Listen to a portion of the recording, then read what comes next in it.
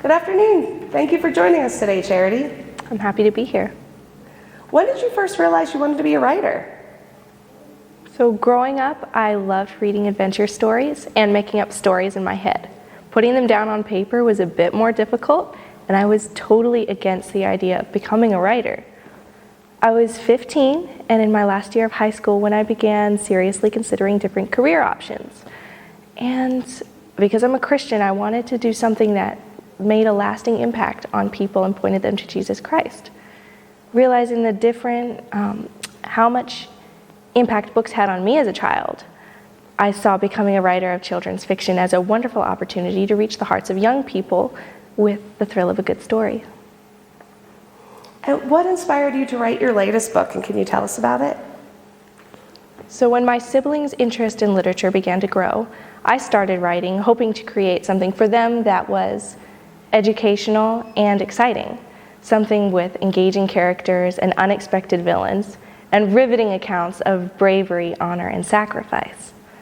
So I have a 2-book series that became the Kirkborough Chronicles.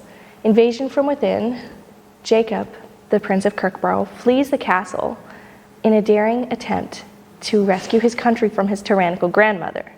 And the sequel, Secret Alliances, really steps up the suspense when Jacob, disguised as a servant, returns to the castle with a small band of allies.